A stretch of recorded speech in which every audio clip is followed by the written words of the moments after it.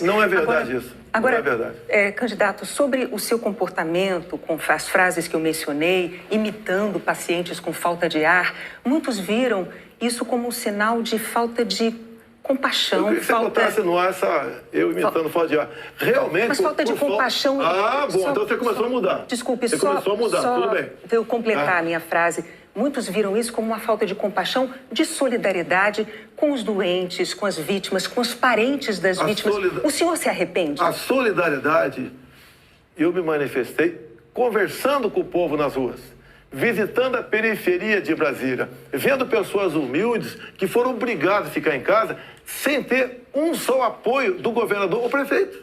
Isso que aconteceu. E nós fizemos exatamente o quê? Demos o auxílio emergencial imediatamente.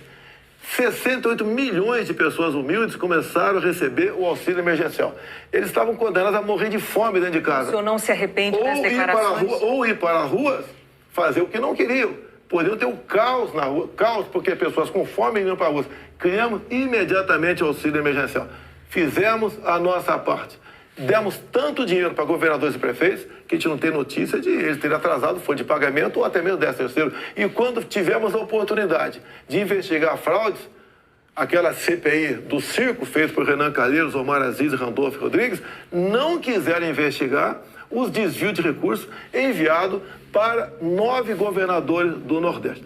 Fizemos a nossa parte e tratei com muita seriedade essa questão. Agora, não adotei o politicamente correto. Não estimulei. Inclusive, o que eu falei é que quando foi decidido o que era essencial, o trabalho essencial, eu falei, deve ser todo aquele necessário para o homem ou a mulher levar o pão para dentro de casa. A própria MS concordou comigo nessa questão. Então o senhor chama isso de politicamente incorreto? O senhor não se arrepende do seu comportamento, das frases que fez, imitando pessoas com falta de ar, como solidariedade com as famílias que sofreram? Você acabou de falar que eu não imitei falta de ar e voltou a falar em falta de ar novamente. Você voltou a falar em falta de ar novamente. 700 mil mortos. A minha pergunta é muito específica. O senhor se arrepende Lamento as mortes.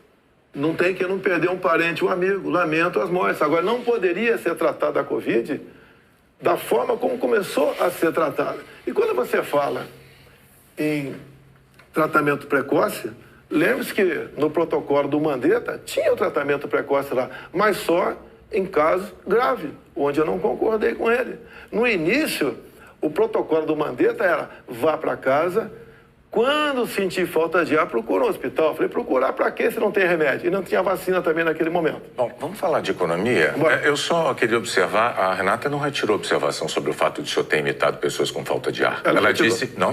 Ela disse que o senhor imitou gente com falta de ar e que faltou também a solidariedade. Foram as duas coisas. E o senhor não respondeu mas, candidato, o senhor já deixou claro que o senhor acha que mais brasileiros se contaminaram por ficar dentro de casa sem se expor... Não, o senhor disse isso. Nova York mostra isso aí. O senhor disse isso.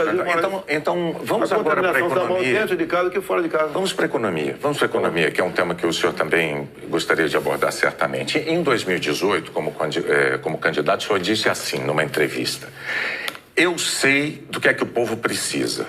Inflação baixa, taxa de juros menor, dólar menor. Aí veio o seu governo, os juros básicos da economia dobraram, a inflação mais que dobrou, o dólar que estava em R$ 3,90 está em mais de R$ 5,00. É verdade que tudo isso se deu num cenário de pandemia e num cenário também de guerra na Ucrânia. Ocorre que esse cenário não mudou, não é? A pandemia não acabou, infelizmente, e a guerra da Ucrânia é uma realidade ainda. Pergunto, candidato, qual é o seu plano, uma vez reeleito, para cumprir num segundo mandato as promessas que o senhor fez em 2018 para a economia? Primeiro, as promessas foram frustradas pela pandemia, por uma seca enorme que tivemos no ano passado e também pelo conflito da Ucrânia com a Rússia.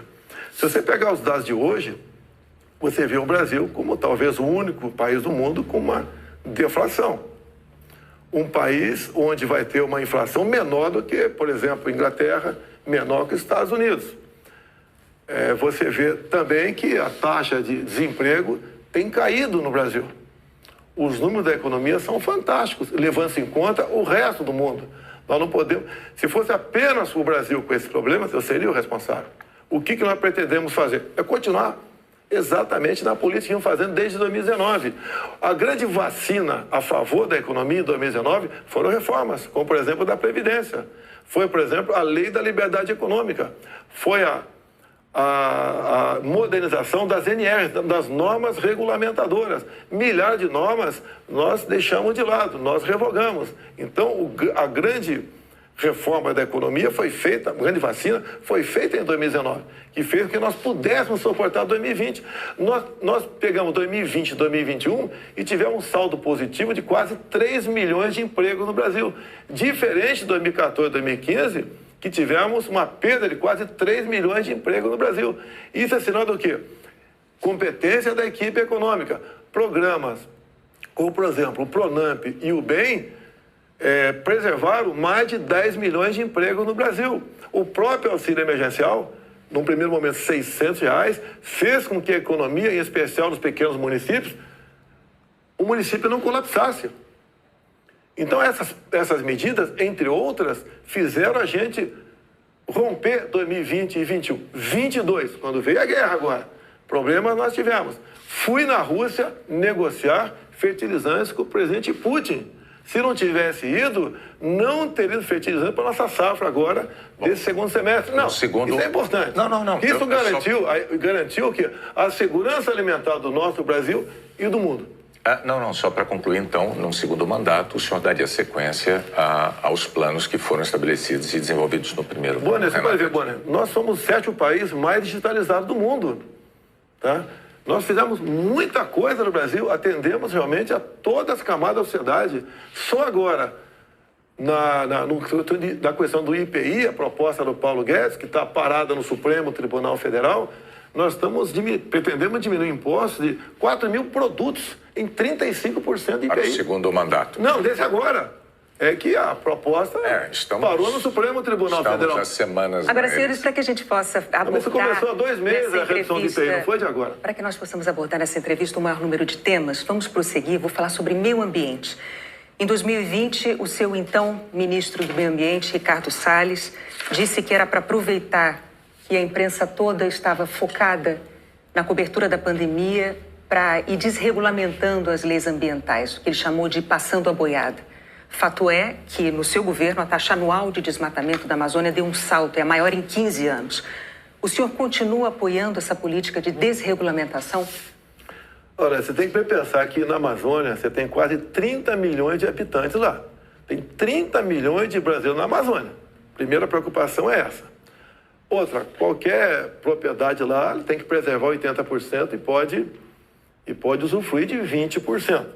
Eu tentei, nos primeiros 2 anos de mandato, fazer a regulação fundiária, para saber, por exemplo, qualquer local desmatado ou com foco de calor, de quem é o CPF daquela propriedade.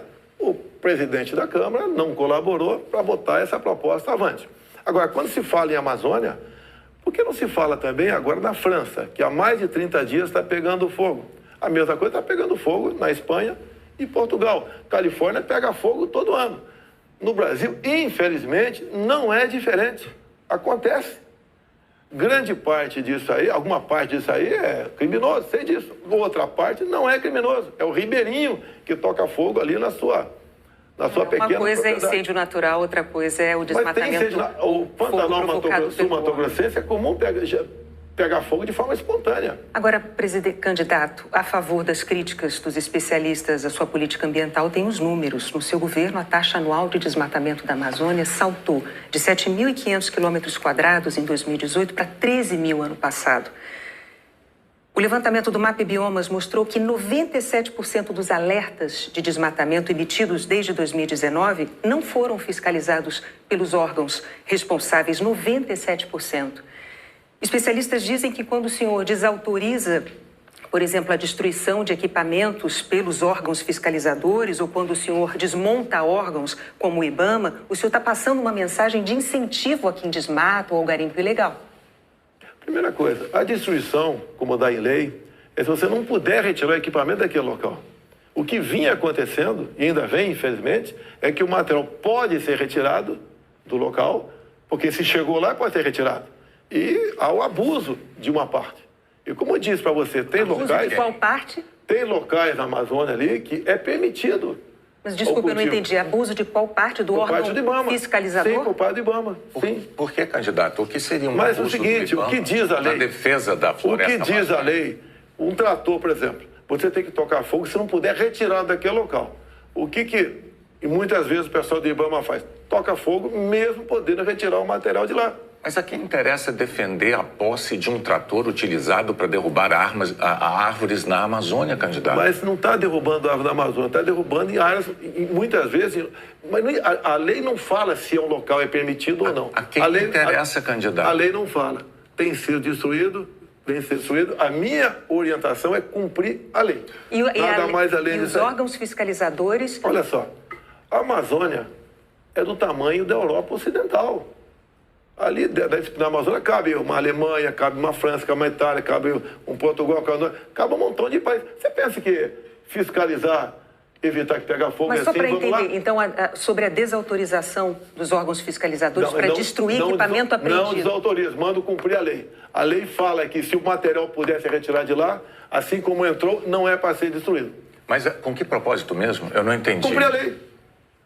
Propósito, cumprir a lei. Faz lá dentro, eu tenho aqui uma aspas. Tem quase 30 milhões de pessoas que têm que sobreviver. Eu tenho aqui uma aspas em que o senhor diz que não é para queimar nada, maquinário nem trator. Mas vamos adiante, o fato é que, sobre o meio ambiente, em 2018, o mundo tinha uma visão sobre o compromisso ambiental do Brasil. Hoje, o mundo vê o Brasil como um destruidor de florestas. Num segundo mandato, o que o senhor vai fazer para mudar essa imagem? Primeiramente, destruidor de florestas. É uma mentira. Ninguém quer destruir floresta, né, por livre e espontânea vontade. O acordo Mercosul-União Europeia estava travado. Com os problemas agora da guerra, Ucrânia, Rússia, a União Europeia quer acelerar o acordo conosco para o Mercosul. Dizer mais, a Alemanha está usando combustíveis fósseis. Por quê? Se eram os países que diziam que nós devíamos cada vez mais buscar aí energia limpa. Concordo com eles. Mas a realidade é outra completamente diferente. Não é a realidade aquilo que a gente acha que deve ser. É o que tem que ser. Países da Europa já estão em contato conosco, por exemplo, atrás do hidrogênio verde. O Brasil será uma grande potência fornecedora de energia hidrogênio verde. Como já temos acertado, né, no limite máximo, temos até o equivalente a 50 Itaipus na costa do Nordeste. E nós vamos exportar esse hidrogênio verde para a Europa toda. Ou seja, o Brasil é um exemplo para o mundo. Você pega, está na minha frente por coincidência aqui, por exemplo, as áreas reservadas em países outros para a agricultura, não é pecuária, é agricultura. Somente a União Europeia é de 45% a 65%. Você pega países como a Alemanha, 56% para a agricultura. Então, você pega o Reino Unido, 63% para a agricultura. O Brasil preserva 2/3, 66% da sua área verde. O Brasil não merece ser atacado dessa forma. Vamos falar porque, no fundo, há um interesse no agronegócio. É deixar o Brasil de lado. Agora, cada vez mais o mundo vê, uma própria presidente do OMC disse, há 2 meses, 3 meses atrás, disse o quê? Que o mundo, sem o agronegócio do Brasil, passa fome. Ou seja, a realidade está aí. Vamos ver se o Brasil consegue mudar essa imagem. Vamos tentar mudar, sim. Bom, vamos falar de política agora, candidato. Muito importante isso agora. Está também nas atenções por motivos claros. Em 2018, o senhor, candidato à presidência, o senhor se apresentava como o candidato da antipolítica e o candidato contra o Centrão. Na convenção do seu partido, o general Heleno chegou a cantar se gritar, pega Centrão, não fica um, trocando a palavra ladrão por Centrão, etc. Isso ficou muito famoso. Hoje, a verdade é que o Centrão, ele é a base do seu governo. Na semana passada, quando o senhor estava saindo lá do Palácio da Alvorada, inclusive o senhor enfrentou lá um incidente com aquele youtuber que foi cobrar do senhor essa aliança do seu governo com o Centrão. Eu pergunto, por que eleitores como aquele, que se sentem traídos pelo senhor, acreditariam nas suas promessas de agora? Você está me estimulando a ser ditador. Eu, candidato? Você. Porque o Centrão são mais ou menos 300 parlamentares. Se eu deixar de lado, eu vou governar com quem?